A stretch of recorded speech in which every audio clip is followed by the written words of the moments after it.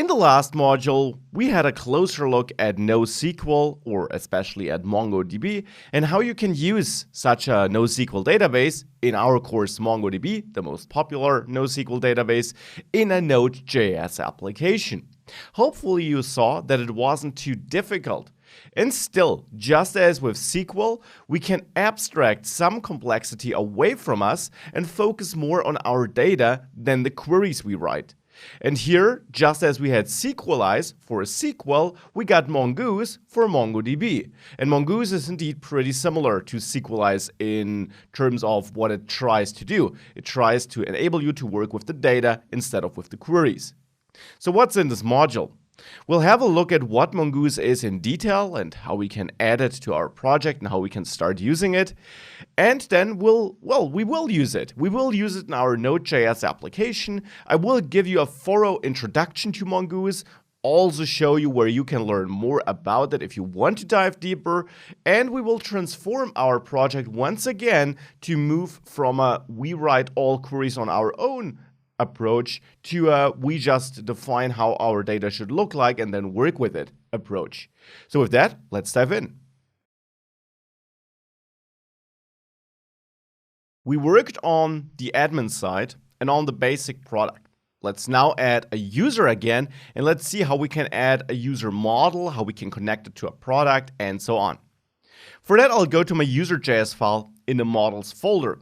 And first of all, I want to import Mongoose here by requiring Mongoose like that.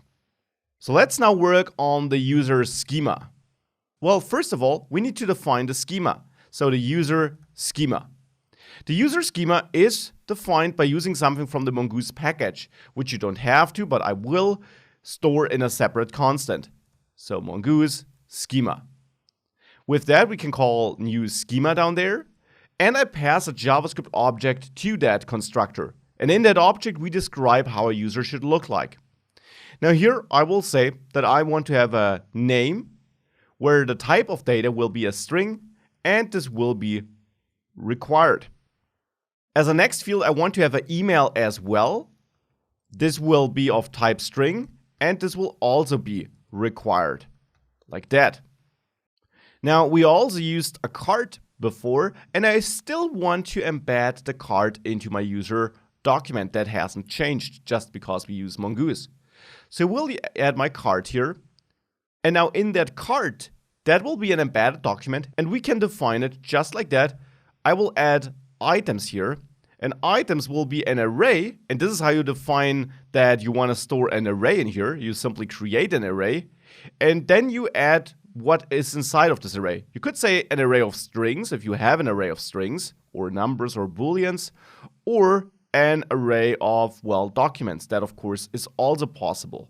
Now, I want to have an array of documents where I have a product ID, which I'll configure with this document here. I'll come back to that. And I'll have a quantity. And the quantity, I'll configure that right away. We'll have a type of number and is required. Now, what's the product ID here, though? The product ID will have a type of, and now I need to get something from the schema.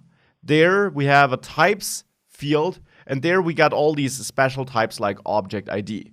So I'm telling Mongoose that this will actually store an object ID, because it will store a reference to a product.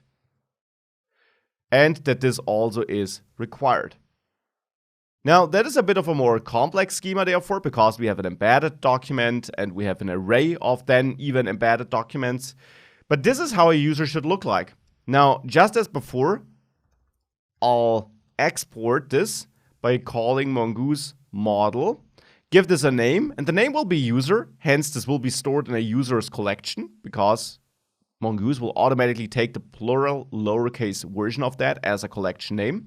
And I pass my user schema here. Okay, so now we got everything we need to inform Mongoose how a user should look like. Now, of course, I want to work with a user. And for that, I'll go back to the app.js file, and I will actually create a user here before we start listening. For that, let me import the user model again in app.js. And with that import added, I can create a new user by simply calling new user. And just as before, I pass a JavaScript object where I configure it, where I assign a name, where I assign an email, and where I also need to set my cart, and that cart will have an array of, well, empty items. So this is my user. I can then call user save, and this will be done when I start my server. So here, after it restarted, we should have a user already. If we refresh the overall database server, we indeed see our users. There we see one user with that nested data. So now with that user created, it's that ID I'm interested in. So let me copy that ID and go back to the app.js file and comment this middleware back in. Here, I again will find a user by ID. I just need to paste in that ID of that user we just created. Find by ID is a method provided by Mongoose, so this will work.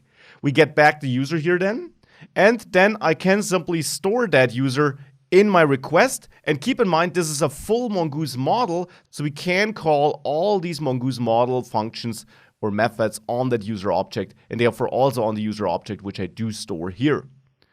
So this should work. If I now save this for every incoming request, it should actually give us that user.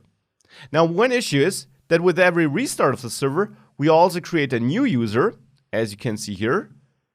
So let me delete that new user, because I have my user creation code down there, and I don't check whether I want to create one or not.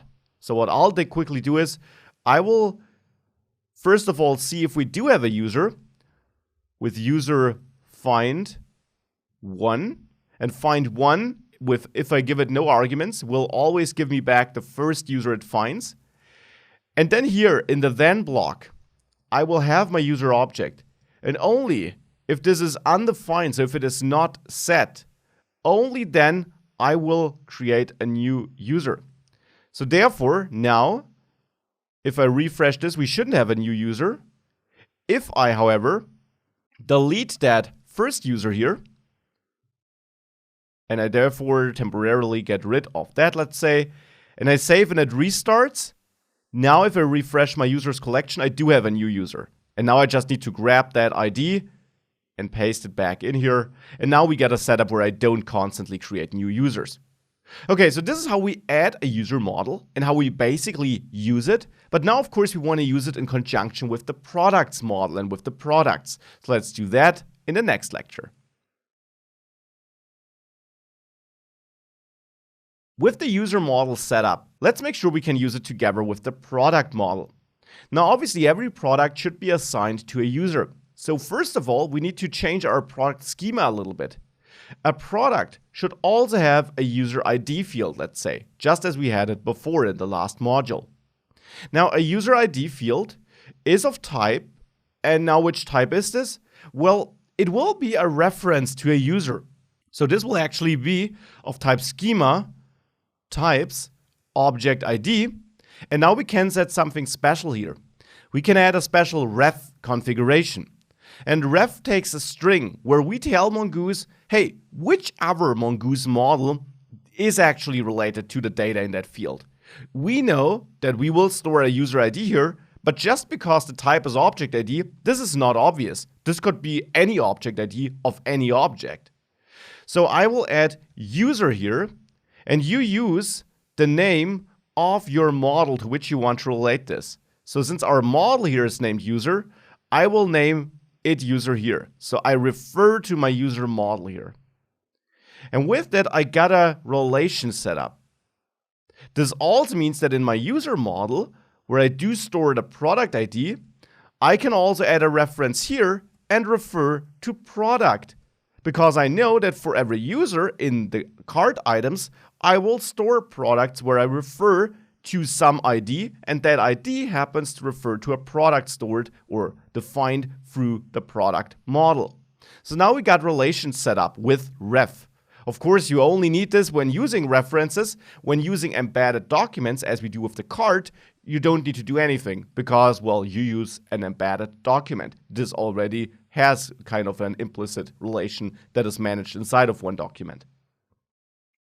So now with the references set up, let me also add a required to true here. And now I adjusted my schemas. Now with the schemas adjusted, we of course also need to adjust our code, like in the admin controller when we create a new product. When creating a new product, we also want to make sure we store the user ID. And that is super simple. We just add user ID here to the fields we pass in the object to the product constructor. And now remember that we did save the user in our request. So I can just do request user underscore ID like this. And this should give me access to the user ID and assign it here. Now, conveniently in Mongoose, you can even just store the entire user object. So this is really the entire user object, not just the ID. And Mongoose will just pick the ID from that object. So that's another convenience you got there. Let me save my code. Let's go back and let's add a new product. A nice book. Let's use that image URL we used before. Let's give it some price. You should not miss that. And click Add Product. Now you see, that looks good, it was added. And now let's have a look at Compass and see if the user ID was added too. So if I refresh there, indeed we see the user ID here, and just the ID. Not the entire user, just the ID, as we wanted. So this is pretty awesome. This is how we can manage relations through Mongoose. Now let me also show you something cool when it comes to fetching these relations. I want to show you something which we don't need here, but which is really neat and which you should be aware of. Keep in mind that in our product model, we're storing a user ID. Now let's say when we fetch all products, as we're doing it in the admin controller in get products with find. Let's say we actually want to get all the user data for the related user and not just the ID. Because right now, if I console log my products here in find and get products in the admin controller, and I reload my admin products page here, we see in the console, this is what gets logged, an array of products, and that array, of course, or the objects in there, only have the user ID. Now, this is of course not what we need in all cases. Sometimes we want to fetch the related user data too. Now we could do that manually. Here inside of then, where we got the products, we could loop through the products and then write queries where we get the users with find by ID with the IDs that we have received. But this is a bit cumbersome. Mongoose has a useful utility method which we can add after find, and that is populate. Populate allows you to tell Mongoose to populate a certain field with all the detailed information and not just the ID. So here I could add populate, and then you first of all describe the path which you want to populate. In my case, that's just the user ID field, but you could also point at nested paths if you had these, but here it's just the user ID. And then that is it for now. If I now save this and I reload this page, you see, actually the user ID is now not just the ID, but the full user object. And that can, of course, be really helpful for fetching data, because this gives you all the data in one step instead of writing nested queries on your own. By the way, you can also select which kind of data should be received, and you can not just do that in populate, but also in find. After find, you can call select. And this allows you to define which fields you want to select or unselect, so which fields should actually be retrieved from the database. There you pass a string where you could say for a product, maybe you want to get the title and the price, but you don't need description and anything else. So you could then add title and price like this, and you could even exclude something like the ID by adding a minus in front of it. And the same can be done on populate by passing a second argument. This would be a string where you say, okay, I want to get the name, and that's it. The ID will, by the way, always be retrieved unless you explicitly exclude it. If you do that and you now reload this page, you already see some data is missing here because we did not retrieve it, and you see it in the data that gets logged here too. We only retrieved the title and price. We explicitly excluded the ID. For the user, we didn't explicitly exclude the ID, so we got that, and we got the name, which we defined here. So that's just a little side note about data fetching with Mongoose, and something I wanted to make you aware of. We don't need it here. It actually breaks our application, but it's still something that's nice to know. So I will comment this out, and I just want you to keep in mind that you can automatically populate related fields and fetch the related data, and that you can also control which fields are returned, both for the main document and also for populated documents. With that, let's go back to the state in which we need the app in, and let's instead work on things like the cart and orders.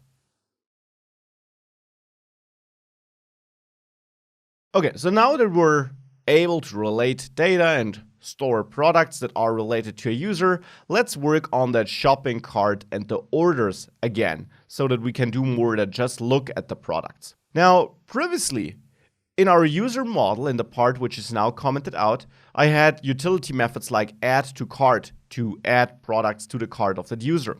And actually, it was really useful to have these, because that allowed us to move logic from our controller into the model, which is typically where your data-related logic should live.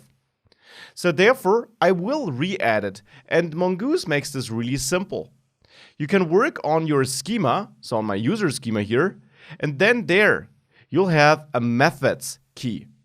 The methods key is an object which allows you to add your own methods by simply, well, adding them, add to cart. And this should now be a function, and the important part is it has to be a function written like this, so that the this keyword in there still refers to the schema and not to something else. And now in this function, you can add your own logic, and that is exactly what I want to do. In this function, I want to add the logic I had in add to cart before and tweak it a little bit. So let's grab all that code from add to cart. Let's add it here and comment it back in. Now, the function here should also receive the product which I want to add. That is something we required in the past as well. So we still will get a product to that function. This is something we just need to assume because we are the one writing the code in the end.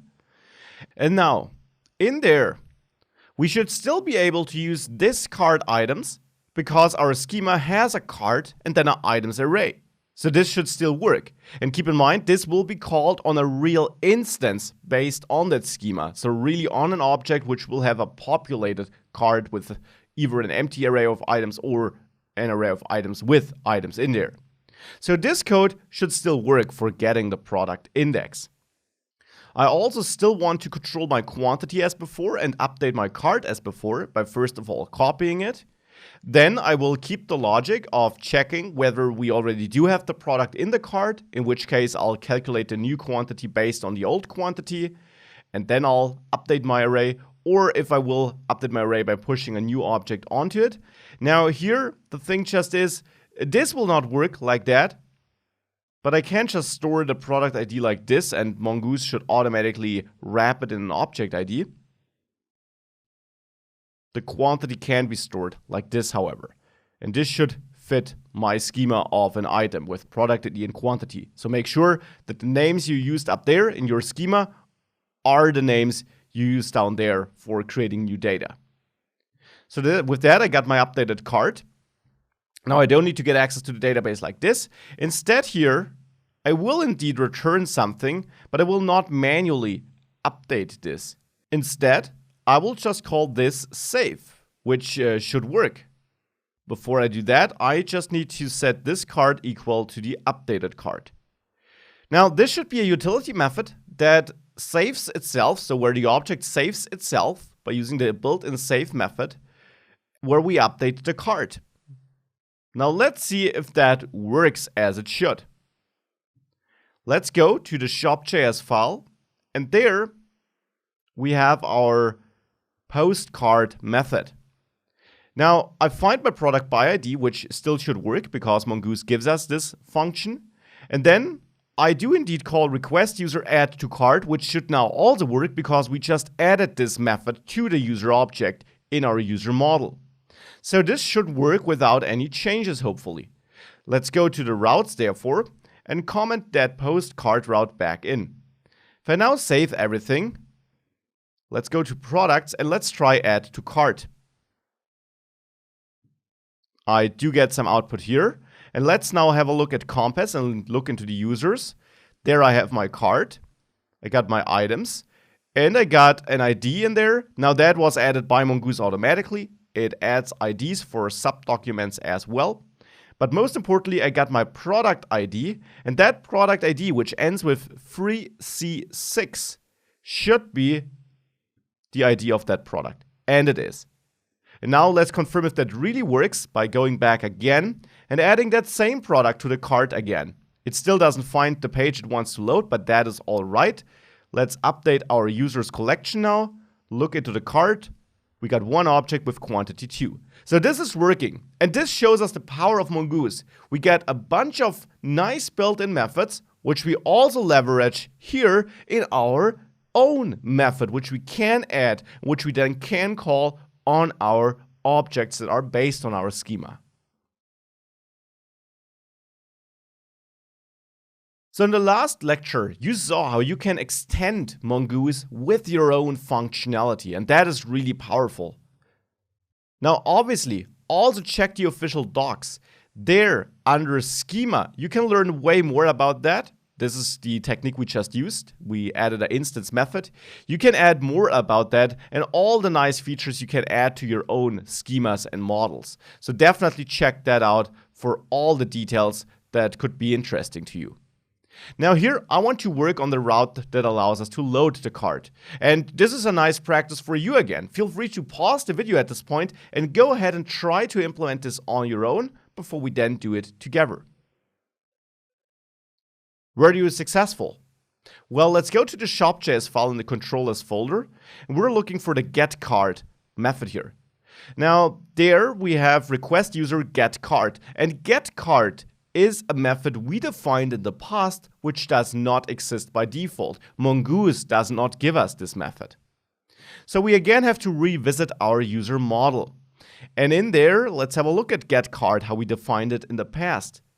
In the past, we simply reached out to our cart items, we got all the product IDs, and then we had a look at the products collection to find all the products in there, convert this to an array, and return the products. So essentially, getCart gave us an array of all the products in the cart. Now, with Mongoose, this is a bit easier. We already have our nested cart items array. And if we have a look at Compass, we see the items are objects where we have the product ID. And now we simply need to populate the product ID with all the data we are interested in. So in shop.js and getCart, I will not call getCart on my user. Instead, we can call populate on the user to fetch data. Even though we already fetched the user, we can also call populate on that and tell Mongoose to fetch data for, now which path is it? Well, for cart.items.product ID. Let me console log my products here to see if that works. Now we also need to add that route again. So in the shop.js file in the routes folder, let's add that getCart route again. And with that changed, let me load the cart page and get an error. The reason for that is populate does exist, but actually it does not return a promise. So calling then on it would not work. We have to chain exec populate after that, and then we'll get a promise. So then we should be able to call then. So now with that, let's log products, save that, and reload that page. Now I get no products in cart, but if I go back, well, we see actually what we have here is the full user object, which makes sense because we're not just fetching products, we still work with the full user. So that is a tiny change. So let's actually use or log the user cart items here to see if that was still populated with all the item data. And I'll temporarily create an empty products array so that the rest of the code does not fail. And now let's save that and reload the cart page one more time. If I now go back, you see indeed here what I log, user cart items, now is an array of items where the product ID is populated with the product data. So now it works a bit different than before, but it still gives us the data we need. So here, products now actually is user cart items. And that is what I pass to my view. But I will need to look into my view now because the structure changed a bit compared to before. The cart.ejs file is what we need to edit. And in there, we loop through all products, which is fine. But remember that our product data will then be nested in a product ID field. And you could also rename this to just product in your schema, therefore, which makes a bit more sense, I guess. But I still have product ID here. So the title is not available on the top level object, which would be this object, but on the nested product ID object. So here we have to say p.productid.title. The quantity is on the top level object, so this is fine. The product ID again can be found on the product ID nested or embedded document though. So with that, let's save that and let's now reload the cart page. And indeed, we see our cart item here now. So this is looking better. Now we're able to populate our cart with data. Now that we're able to load the cart data, let's of course make sure we can also delete cart items. For that, we have the post cart delete product action in our shop controller. Now in there, I use the delete item from cart method on the user object, which we wrote on our own in the last module, and which of course is also not a default Mongoose method. So it's time to go back into the user model and have a look at the delete item from cart method and see how we can recreate that functionality. There, what I do is essentially I create an updated cart items array by filtering out the items that should survive, so all the items except for the one I want to remove, and then I update my model. Well, we can of course do that by copying, well, basically just that code here, and adding another method, just as we did it with add to cart. So I will use my user schema, and there the method's key again. And then I'll add a remove from cart method, which will be a function. And in that function, I will add that code which I copied from the bottom. This code relies on being aware of the product ID of the product we want to delete. So product ID is an argument I expect in this function here, in this method. And now we get the updated cart items. And now all we need to do is we need to set this cart items equal to the updated cart items. And then we return this save. And now we got a method that we should be able to call to remove an item from the cart, just like that. So let's move over to the shop.js file in the controllers folder. And there in the post cart delete product route, well, I just renamed it a bit. I named it remove from cart. You could have kept the original name, of course. Now I have remove from cart, I pass the product ID, and I redirect here to the cart page once we're done. That should work, but it will only work if we enable the fitting route again. So let's go to the routes folder, the shop.js file, and let's comment in the cart delete item route again. And with that all changed, if we now go back and we click delete here, that looks good. We loaded the cart page and all the data is gone. Let's also verify this in Compass by reloading our users collection. There in the cart, items is an empty array. So we're now able to add items to the cart and remove items from the cart. Let's next work on the orders. Time to work on the last two pieces, the orders. And again, feel free to pause the video and try implementing this on your own. It's always a great practice. Even if you can't get the full result or full equivalence to my solution, or if you get stuck at one point, you can still then go back and watch the solution together with me, but you will still have a lot of practice by trying parts of that on your own. So here's your chance to pause the video and we'll do it together thereafter. So let's dive into that together and let's work on our orders now. Creating orders and getting the orders. That is what we want to do. And let's first of all look into our controller for that, the shop controller. There we have post order. Now what are we doing there? Well, here, first of all, we got an unused variable, which we can get rid of. There we call add order on the user. And that's essentially it. So let's look into the user model and let's see what add order did. Add order simply took our cart, so the products in our cart to be precise, and created an order object which contained the product data, but also some data about the user. And then we inserted this into an order collection. Now, since we work with a collection there, we'll need a new model, that is for sure. And then, as a result, we just cleared the cart.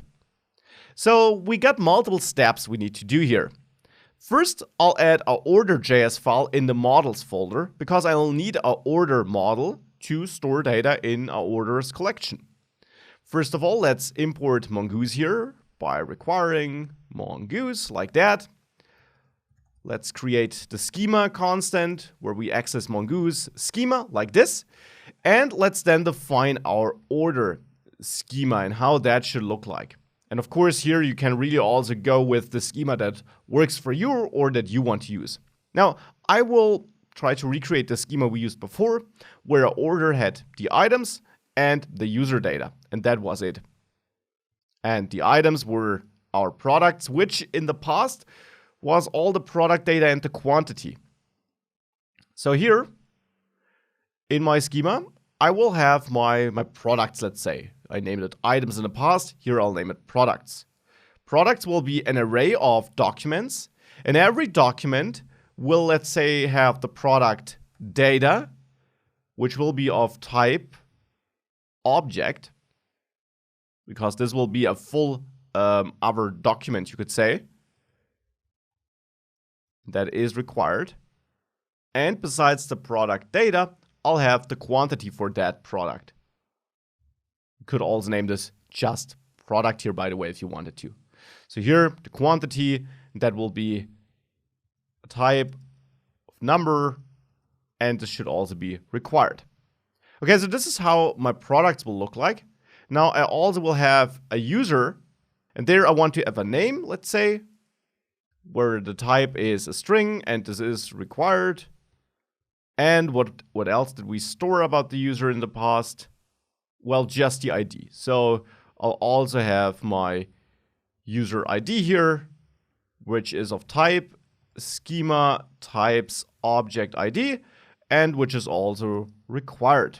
And this will also refer to the user model. Now, type object, by the way, is a bit of a shortcut. Of course, we could define the full nested product with all the properties there. Feel free to do that. I'll just say, well, this is any object. So this is my order schema. Now I'll export a model based on that schema with Mongoose model named at order, and hence the collection will be named orders. And then I got my order schema there. Okay, so now I got my order model, and that is new. We didn't use that before in the last module. We could have, but now we implemented it differently there. Now, since we use a model-based package again for interacting with the data, we have to be more strict about that, and that is a good thing generally, and therefore we have an order model again. Now, with the order model added, the question is, how do we interact between the order model and the user now? We had add order in the past, and add order essentially just grabbed user data, products, created an order, and stored it. Now, I still want to do that, but I'll do it in a controller now. In post order, I'll work a bit differently. I will first of all import my order model at the top from models order like this. So this import was added. And then down there in post order, I will create a new order object by using that order model constructor. Now that order object needs to be initialized, and it needs to be initialized in the way we defined it here. So it needs to get products, and it needs to get some user data. Now the user data is a bit simpler. We got our request user. So here we have the name, which is request user name, because remember, request user is a full user object fetched from the database. So there will be a name property. And we also want to store the ID of that user in the order. We also have like the user ID. So we should store that as well. So we'll add user ID here. And that will simply be, well, we can just use the entire request user object. And as I mentioned, Mongoose will pick the ID from there. Okay, so this is the easier part. Now we also need to add the products for this user's cart. However, it's not that difficult because we already implemented something similar. For getting the cart, we use this approach for fetching all the products that are in the user's cart. So in the end, we can just copy this here all the way up to the part where I extract the products and reuse that in post order at the beginning here. Just make sure to close that then function here. And here we now got the products that are in the user's cart. Now, important is just products is not entirely correct. You should remember that here we have an array of elements where we have the quantity and then the real product data was nested in a product ID field.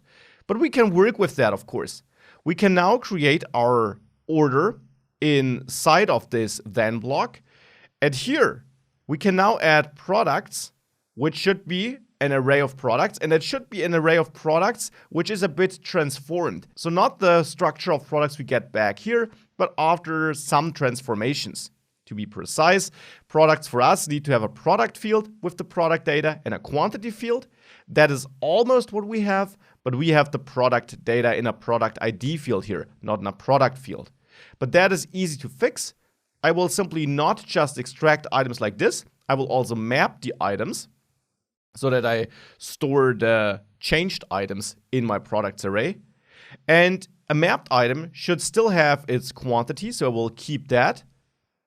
The I simply refers to the item since this function goes through all items in that array. So we'll have the quantity, and then we'll have a product field, and the product field should have all the product data. So that will store everything that I had in I product ID before, because that was the old structure we had in there. Now we have this structure, we have an array of products which just have a quantity and then the product detail data, which is exactly the structure we expect to get in the order model. And now we can simply store these products in the order. And with that, we got everything we need, almost. Now we just need to call save on that order. So order save now saves that order to the database. And then we can chain then on that once we return order save so that we can also redirect and so on. Let's see if that works by going to our shop routes again and commenting the create order route back in. And now back in our project, let me first of all add a second product so that we got something to play around with and see that this does not get added. This is just a dummy product, obviously. So now in our cart, we got no products. Let's add a nice book to our cart. Maybe also from the details page. And let's not add the other product. And let's click order now. Now, we don't find the page we want to redirect to. That's fine. And the cart also was not cleared because we haven't added that logic yet. But let's have a look into Compass. And let's see if we refresh the entire setup. We got an orders collection. And in there, I got an order with some user data that looks pretty good. Let's quickly confirm the user ID. It ends with 8A8. That looks good. And let's have a look at the products there too. And there I got a quantity of 2 and I got my product ID. Well, the product ID, is that what I wanted though? I wanted all the product data, right? Let's fix that in the next lecture. Now let's see what was causing that issue. And for that, let's console log user cart items to see what's in there when we place an order. So if I click order now, and I increase the console, we see product ID indeed does hold a full object and not just the ID, which is what gets stored though. If I refresh my orders, now I got 2, but both orders actually just have the product ID in there, not the full product. I want to have the full product data though. Now, one thing we can do is here, when I store the product ID, I can wrap that in curly braces to create a new JavaScript object, use the spread operator, and use that not directly on the product ID, but on a special field Mongoose gives me. underscore doc. I can access this here because product ID actually will be an object with a lot of metadata attached to it, even though we can't directly see that when console logging it. But with .doc, we get really access to just the data that's in there. And then with the spread operator, inside of a new object, we pull out all the data in that document we retrieved and store it in a new object, which we save here as a product. And with that, if we save that, and we go back to the cart, and I click order now, I get no error.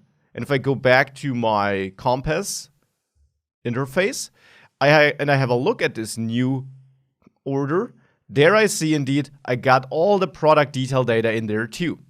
So this is now working, and this now allows me to store all the data I want to store with every order. Now with that being stored, of course, the missing part is that we also clear the cart. So let's clear the cart after storing an order.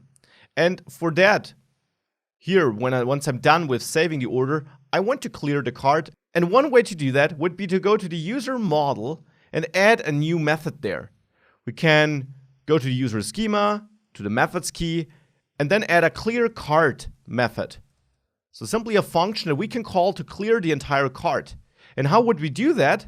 Well, we would simply set this cart equal to an object where we have an empty array of items.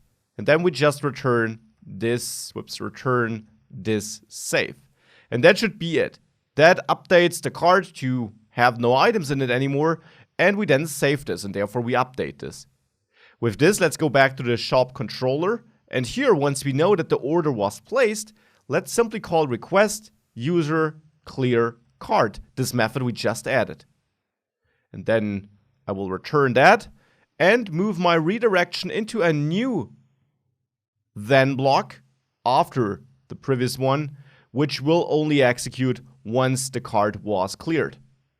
So now with that, let's save that. Let's now also go to products and maybe add another product to our cart.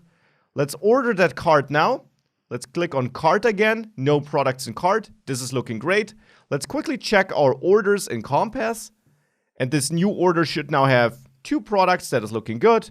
One with quantity 2, that was our nice book, and one with quantity 1, that was the second product. And in the users, the cart is empty. So now we got an elegant way of managing orders and the cart through Mongoose. However, let's of course also add the functionality to get the cart in the next lecture. Let's move towards the end of this module by making sure that we can also get the orders and display them on our orders page here. So for that, we want to work in the shop controller with get orders. And there I had a get orders function on my user model we could call.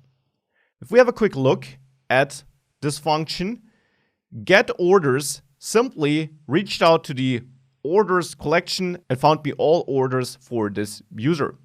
Well, that shouldn't be too hard, right? Because what we can do, of course, is in our controller here, we know the user ID because we got it here in our request object. So in the end, what I can do is I can use my order model, which we're importing at the top of the file, and I can find all orders where, and let's have a look at the order model real quick, where the user ID, so this nested object here, this nested key, is equal to the user ID of the logged in user. So here we have user.user ID. That should be equal to request user underscore ID. That is the check I want to make, and this will give me all orders that belong to that user. Well, and then we can just use these orders here in the then method. So essentially, I can also just reuse my old then method where I already expected the orders, and I can render the orders page.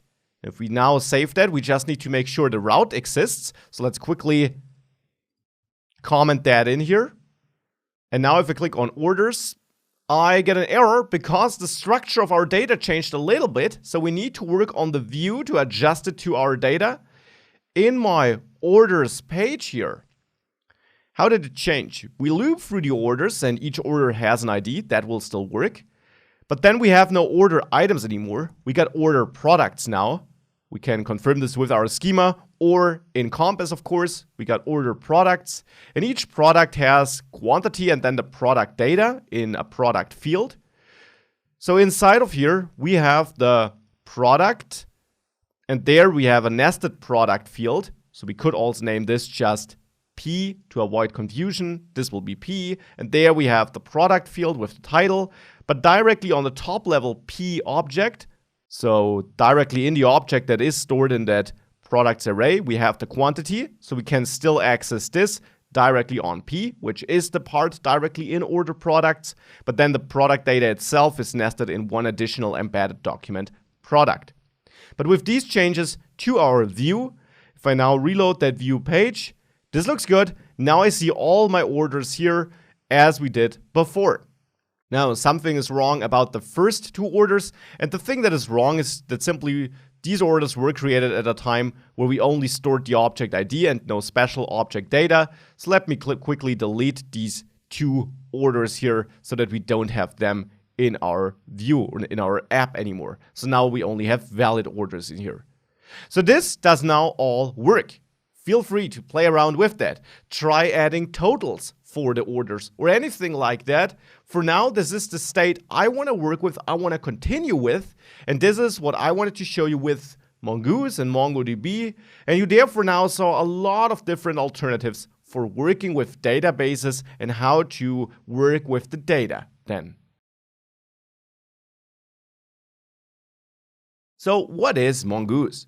Mongoose is an ODM, an object document mapping library. And that's really similar to Sequelize, which was an ORM, an object relational mapping library. And the difference, of course, just is that MongoDB is not a relational database, it's a document database. It thinks in documents, and hence we have a ODM here. So the idea stays the same though. We have some data, some entity in our application, let's say a user, and we want to save that to a collection. We want to map our JavaScript object to a document in a collection that could look something like this. And of course, we can write the query for that on our own. That is exactly what we did in the last module.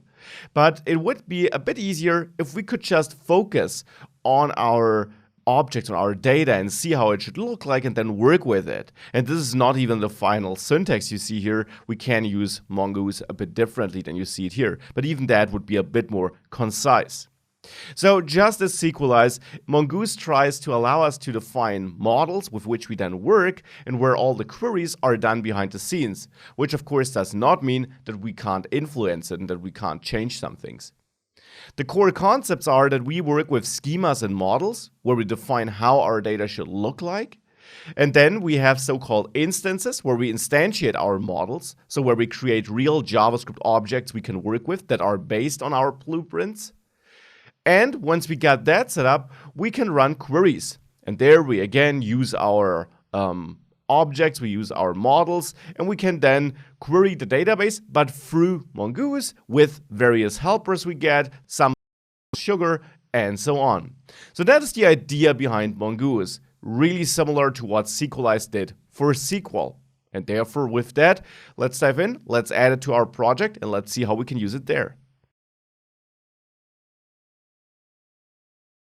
So in this module, you learned about Mongoose, and I can only encourage you to dive into the official Mongoose documentation to learn all about it and the many features it offers. And I do really mean it, as I said in the last lecture. Play around with our application. Try adding subtotals or totals to our orders here. Play around, feel free to experiment with the data and with our application. This is what coding is all about in the end. The official docs for Mongoose and MongoDB, or Sequelize and SQL if you want to stick to that, should give you everything you need to dive deeper and play around. At this point in the course though, you have a solid understanding of the different database solutions you could use, how you would use them, why using tools like Sequelize or Mongoose might make a lot of sense, and how you can integrate them into your application. Now, what exactly you use, which database, and which features of which package always depends on your exact application. I hope that these last modules gave you a great overview over the pool of options you could choose from and what you can do with them. We will continue with Mongoose and MongoDB in this course. However, feel free to, of course, play around with SQL if you need that for your next project. But we will continue with that. We will therefore add some other features throughout the course, do a bit more with the database when we are able to do it, like for example validate input, and build our application whilst at the same time learning way more about Node and Express in general throughout the rest of this course. Now, first of all, let me show you the official docs. You can always visit mongoosejs.com. And there you can dive into the full docs to learn everything about Mongoose, all its details, all its advanced features, which we'll not cover in this course because this is not a Mongoose course. I just want to give you an introduction to Mongoose here. So everything can be seen in great detail here. But that being said, I will walk you through all the core fundamentals in this course and in this module, of course. And we'll also keep on using Mongoose for the rest of this course. So we'll gradually use more features as we add more features to our application, like authentication and so on. So this is how you can learn more about Mongoose. Now, to add it to our project, I quit my npm start process, and then I can simply run npm install -- save mongoose, like that. That is the name of the package. Now, this will download and add it to our project, and then we are already ready to start using it. And the first thing we want to do when we start using it is that we want to connect to our database. And for that, we could use our database utility file here, but actually Mongoose does all of that utility management and the management of that connection behind the scenes for us. What we can do is we can get rid of the database.js file, and we can go to the app.js file, and in there, simply import Mongoose. So here, let's import Mongoose by requiring Mongoose, Mongoose like this. And with Mongoose imported, we can set up a connection. So down there where I used my own Mongo Connect, I can use Mongoose like this. And then there is a connect method we can use. Now that connect method takes the same URL we used for connecting before. So make sure you grab that URL from your backend again and enter that here. Make sure you're using the right user which you set up for that. And of course, enter your password. And this will now connect to Mongoose. Then you get a promise here, or you can call then at least. And there you'll get the result of this connection. But most importantly, you know that at this point of time, you are connected. So here I then also want to bring up my Node server, or to be precise, start listening for incoming requests. I can also add a catch block here and log any potential error I might be getting when trying to get connected. So with this, we already have everything in place we need to connect. And Mongoose, as I mentioned, will manage that one connection behind the scenes for us, so that in other places where we start using Mongoose from the Mongoose package, we use that same connection we set up here. Really convenient, of course. And that already leads us to the next thing we have to do. We have to move our code over to Mongoose now, and not use the MongoDB driver directly as we are currently doing it. So we'll again have to rewrite all our models. But I hope you still see the advantage of this. You first of all learn how to use the MongoDB driver, and you could of course stick to that and continue using that if you wanted to. But now I will show you how you can move that over to Mongoose to focus more on how your data should look like and less on all the logic for interacting with the database. Now, to move over, again, I do something I did before. I will comment out my different routes here in the shop.js and in the admin.js file, so that we can gradually comment them back in as we make them work again. Now, with all routes commented out, if I run npm start, I get an error, of course, that util database was not found. In app.js, I certainly have to get rid of that import here, where I do import something from that database. And the same is, of course, true for my models, where I do also import something from the database. Now, the problem is if I comment that out, nothing will work here anymore. And therefore, I will simply comment out everything in my models for the moment. Now, with that, it looks like we are connected because we don't get any error here. This warning can be ignored. And therefore, we now are connected to our same MongoDB server, but now by using the Mongoose package. And with that set up, let's start working on all our models and all our code to make it work with Mongoose in the next lecture. Okay, so time to fix our code and make it work again.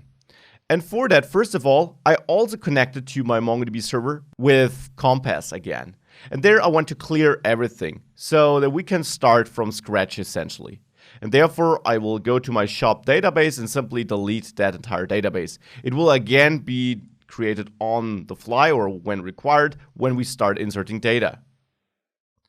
Now I got a problem. I connected with the wrong user where I'm not allowed to delete a database because I connected with a user who has only read or write access. So I'll just delete the collections here. Of course, the alternative would be to simply connect with a user where I am allowed to manage the overall database. But this will do for now. With that, I also implicitly got rid of the shop database, and now we can start working from scratch again. And let's start working with it by making sure that we can create products, and for now, products that will simply use very simple data without taking the user into account for now, and where we can simply add them through the admin controller. So I'll go to my product model, to the model file. And there I will eventually remove all the commented out code. I'll leave it here for reference for now. And first of all, in here, we need to import Mongoose. So I will require Mongoose here. Whoops, Mongoose, like this. Now with this imported, I'll create a new constant and I'll name it schema with a capital S. The name is up to you, but I will use something from the Mongoose object I imported. I will use the schema constructor here. This constructor allows me to create new schemas, and here I will create a new schema, a new product schema. You can also name this however you want. I create a new schema by instantiating a schema object by calling new schema using that constructor here. Now, this is just how Mongoose works, and to this constructor here, I pass a JavaScript object, and in that object, you now define how your product should look like. So you now define the data schema of a product in our case here. So this is how you set up such a blueprint. In that object, you define a schema with simple key value pairs. So for example, our product will have a title. Now you don't just define which keys you have, but also which type these keys will have. And that's important. And the type I define here would be string. String is a default JavaScript object, hence we can use that here. And this would say, okay, so here I create a schema for an object which I will eventually be able to work with, which must have or which will have a title that is of type string. Now important, in the MongoDB module, I mentioned that MongoDB is schemaless. So why do we now start to create schemas? Well, the idea simply is that whilst we have the flexibility of not being restricted to a specific schema, we often will have a certain structure in the data we work with. And therefore, Mongoose wants to give you the advantage of focusing on just your data, but for that, it needs to know how your data looks like. And therefore, we define such a schema for the structure our data will have. But important, we can still deviate from this. By assigning a title like this, we could even work with a product and create a new one and save it to the database without setting a title, because we still have the flexibility of not enforcing this. Though what we can do is we can pass an object instead of just the type here as a value, and then set a type property which could be set to string, and then set required to true. This is basically a more complex way of configuring the value for this key. And here we would say, well, the type of this is a string, as before, but it's also required. And now we indeed give up some of the flexibility we had before, and we force all objects to have a title. But in the end, in our application, every product needs to have a title indeed, because we will run into other errors otherwise. For example, when outputting products in our views. So having some kind of schema makes sense, even though we have the flexibility to deviate from that. And it really just depends on your application, whether you need all that flexibility or whether you want to have some structure and you want to have some tool, Mongoose, that takes some structure and then helps you work with that data. So that was a lot of talking about schemas, but it is important that you understand why we now all of a sudden start working with them. It's just a deliberate decision to give up some flexibility but gain other advantages. Now, of course, a product doesn't just have a title. We also need to have a price. And there we can set the type to number, for example. And then this would also be required. And we also want to have a description and an image URL. So we'll add a description here. This will be of type string, and let's say this is also required. Now, of course, you can always deviate from my setup here, but I want to require it all. And we'll have an image URL, and in that image URL, this will be of type string because it's just a URL, and this will also be required. So that would be my product schema. This is basically a description of how a product should look like in my application.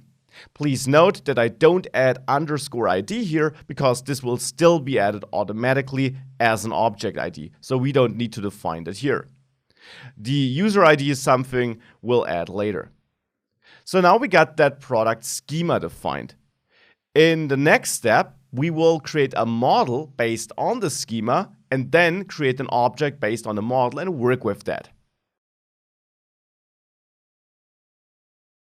So we got a data definition defined, we got a blueprint, we got a schema for our product. Mongoose now also works with so-called models. And the model is also what we'll export here. So I can already say module exports. And now what I want to export is Mongoose model. Now model is a function I call, and a model basically is important for Mongoose behind the scenes to connect a schema, a blueprint, with a name, basically. So here you give that model a name, and that name here would be product. Typically you name it here like this with a capital starting character, and then simply just, well, the name of the entity this reflects in your project or in your application. The second argument then is the schema, so in my case that product schema we defined. And this model is what I export because this model is what we'll work with in our code. So with that model defined here, we can now move over to the admin controller where we have post add product where we do save a new product. And there indeed I want to create a new product and then I want to be able to save that. Now for that we can basically keep the code we have here. We still import product from our models folder from the product file because I do export a model here and we can basically use it just in the way I used it here. One adjustment is required though. To the product constructor, we don't pass multiple arguments like this. Instead, we pass one argument only, and that one argument is a JavaScript object where we map the different values we defined in our schema. So here I would map the title to the title, and you basically now have to go through all the fields you defined in the schema. The order does not matter though, since it's in a JavaScript object. So you then map, let's say, price to price, you map description to description, and you map the image URL to image URL. And just in case you're wondering, the part on the right side of the colon, so title, price, description, image URL, refers to the data you receive in your controller action, and the part on the left side of the colon refers to the keys you defined in your schema, so to these things. And now with this creates a new product based on our model and therefore a product managed by Mongoose, you could say. And indeed, such a product happens to have, or such a model happens to have a save method, now provided by Mongoose. That's really important. This is not defined by us. In the product model, we define no save method. We did before, but this is commented out. So we're not defining a save method. This save method here is coming from Mongoose. And then we can indeed call then on that. Technically, we don't get a promise, but Mongoose still gives us a then method. It also still gives us a catch method we can call. And therefore, this code should actually continue to work. Let's see if that is the case. And let's head over to our application and click on Add Product. Now, I do get an error from app.js because there I of course still use my user model. Let me comment that out and let me comment it out here. Let me comment out that entire middleware. For now, we have no user, and otherwise all requests will break for now. So let's remove all that user-related stuff in the app.js file, this middleware and the user model import. And with that removed, let's try reloading that add product page. And obviously we need to import the route again. So we should do that. Not only the get route, but also the post route. So make sure you re-add both admin add product routes. This was the wrong one. This one is required. So make sure you have the get and the post add product route added again, because we manipulated these two admin controller actions. And now with that, finally, if I click on add product, this works. And now let's test this. Let's test a test product with some price, some image. Does this work? Click add product. We get a page not found because we can't load any other pages. That is okay. In the code, I can't see an error, but a got created product, which looks good. And in Compass, let's refresh by clicking that icon top left. And I connected to the wrong URL. I'll fix that. Therefore, I'm connected to the test database instead of the shop database. But theoretically, it worked. Theoretically, we got a products collection with the product added. Now, where is the products collection coming from, you might be wondering, by the way, because we never defined that name.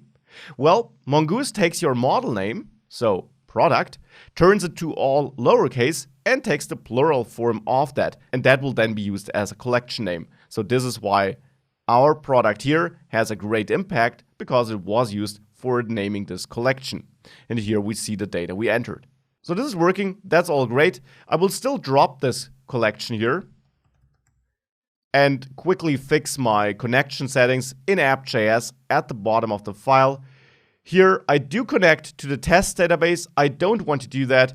I'll connect to the shop database instead, just as we did it before.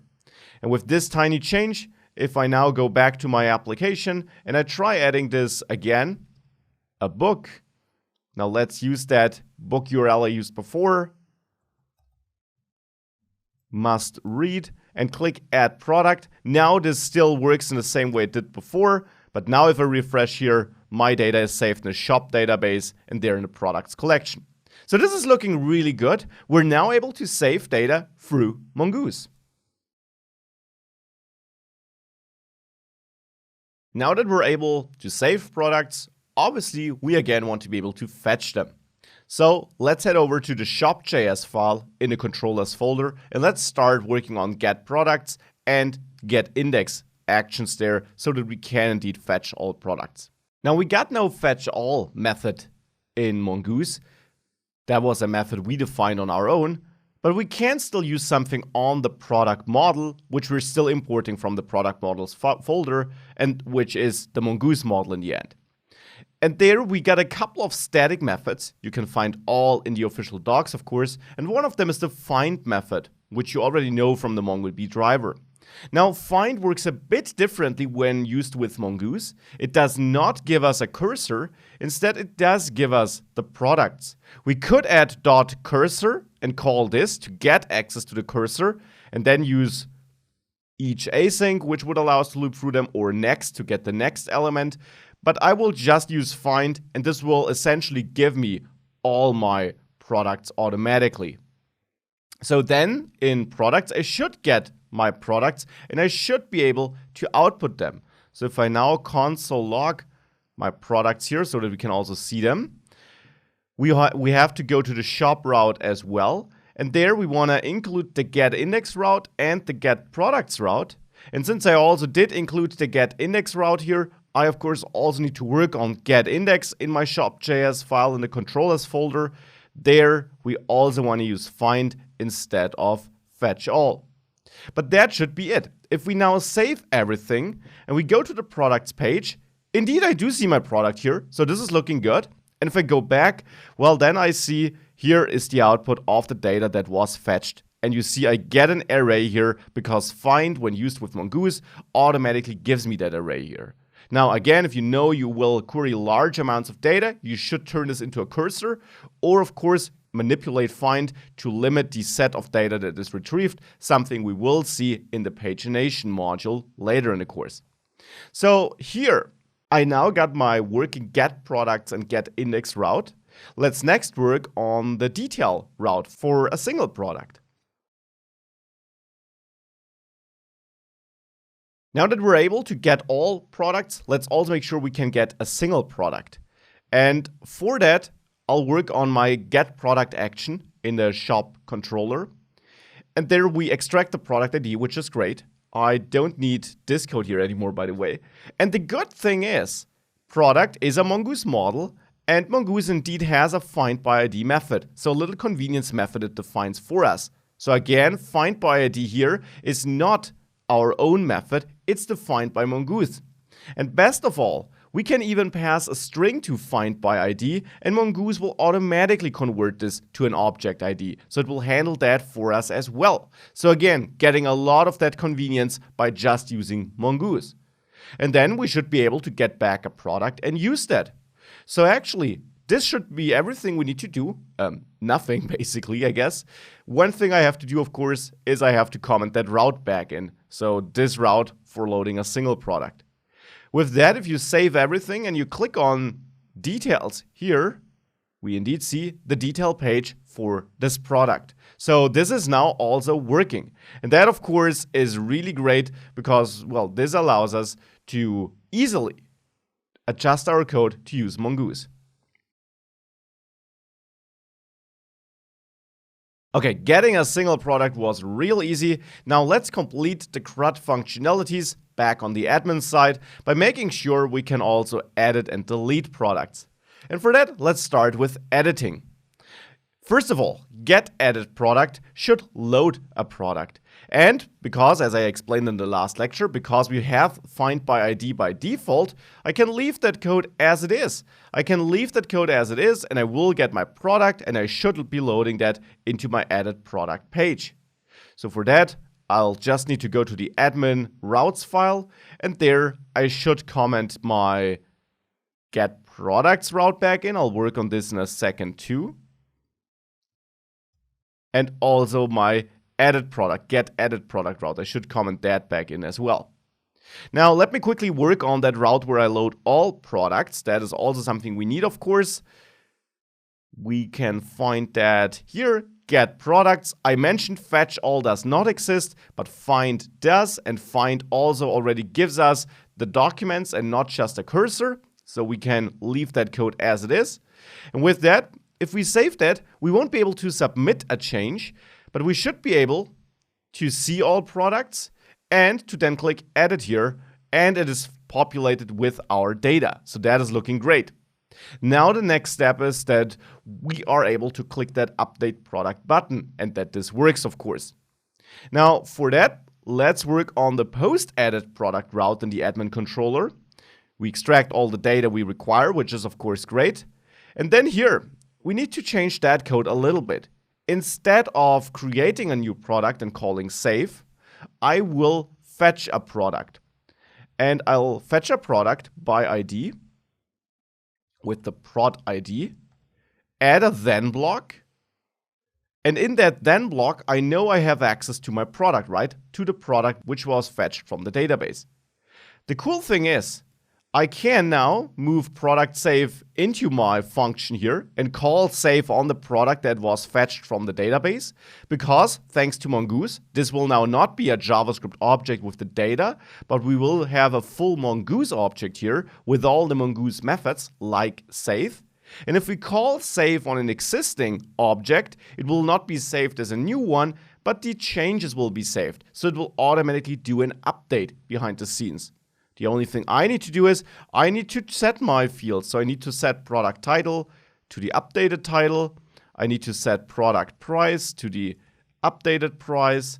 I need to set product description, description to the updated description.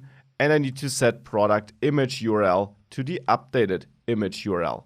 And thereafter I can call product save and I can then return this and chain then here. So now I have a setup where I first of all find the product and I get back a full Mongoose object. Hence I can manipulate it and call save again. I return the result of that. and then call then on that to redirect once the saving was done. Let's see if that works.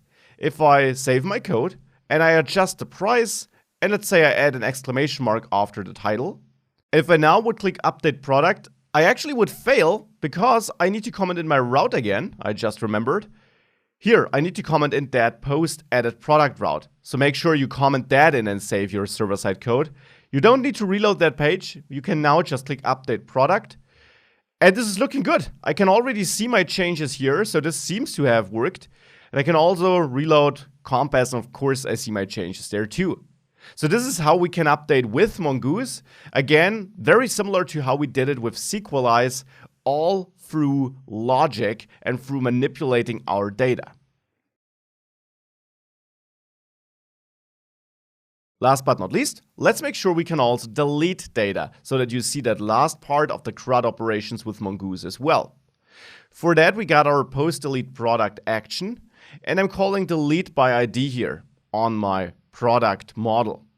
Now, if I have a look at delete, you see this is not something offered by Mongoose. However, we do have find by ID and remove. And that is exactly what we want here, right? So if we call that, then we got everything we need. This is a built-in method provided by Mongoose that should remove a document. And now we can go to the admin routes again, comment in that last admin route again, save that. And with that being saved, if I now click delete, no products are found. And we can, of course, also confirm this in Compass. If I refresh, there are no documents in the products collection. So this is how we can work with Mongoose and do basic CRUD operations with it. Now let's again add a user and see how we can relate different entities with Mongoose, so how we can manage relations. And let's then add that cart and orders thing again.